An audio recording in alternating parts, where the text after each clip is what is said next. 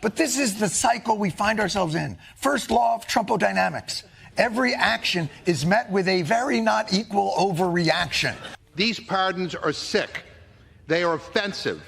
They are un-American. This is one of the most egregious, despicable acts in American history. This is textbook authoritarian takeover 101. I knew I should have taken that class. And not majored in submissive liberal crying 101. Oh. Is it an abuse of pardon power? I don't know. But that is his constitutional power. Again, for some reason, we have given presidents the power of a king. And then we say, oh, by the way, with that power, you're not going to get all like kingly and shit on us, right?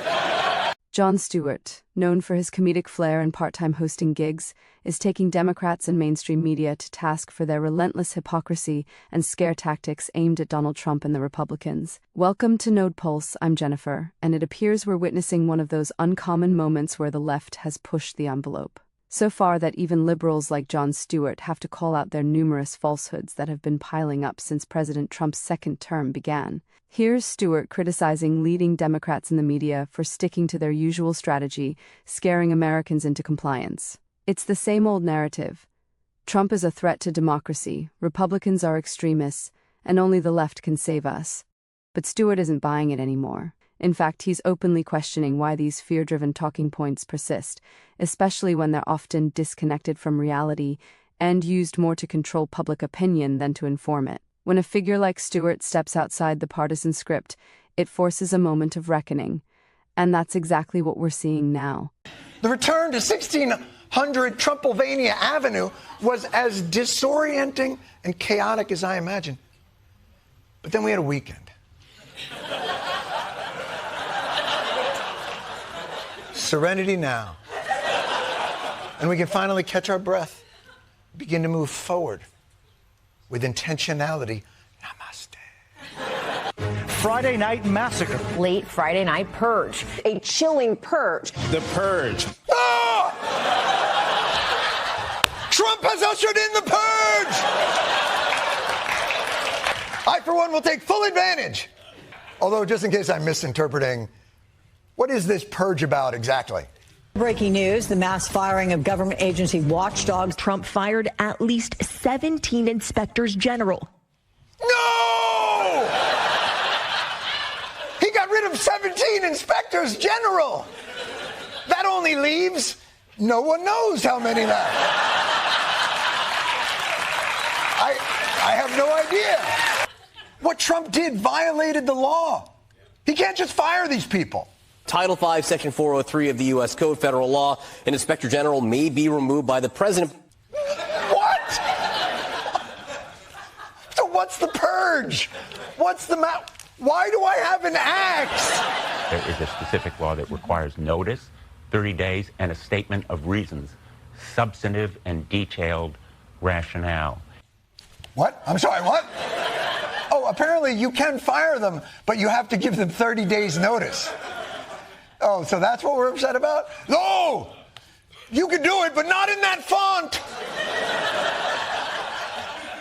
That's Hitler's font!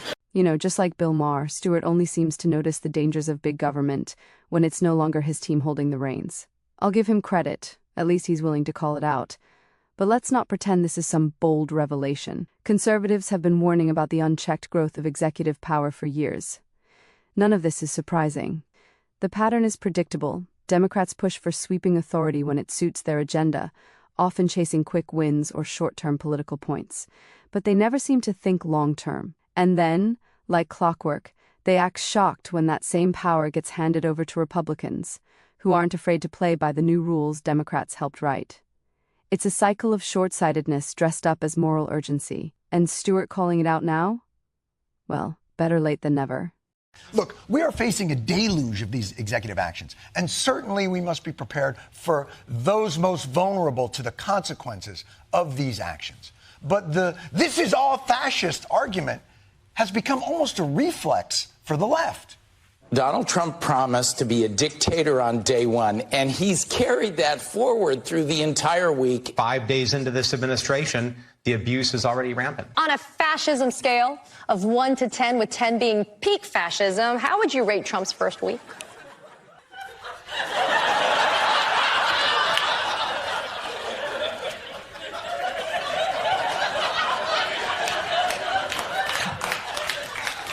On a scale of Mussolini to the Holocaust.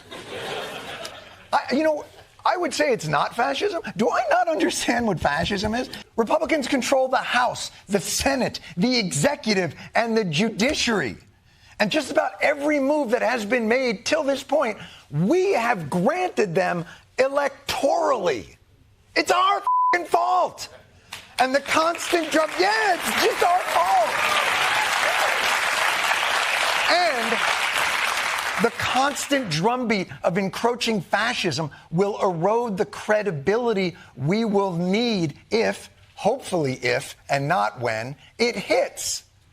But the truth is that for now, his most objectionable actions have taken place almost entirely within our designed democratic system.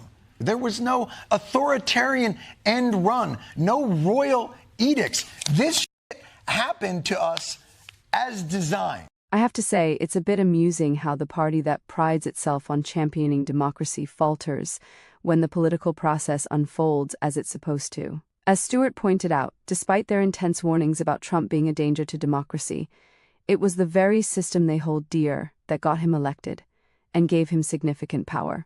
This leaves Democrats in a peculiar bind, having to make a decision because ultimately either Stewart is correct and the system is functioning as it should, or it's so inherently flawed that its own dynamics led to its unavoidable deterioration. This begs the question of why use the system at all? Call me nuts, but given all their rhetoric, it seems Democrats might lean towards the latter interpretation.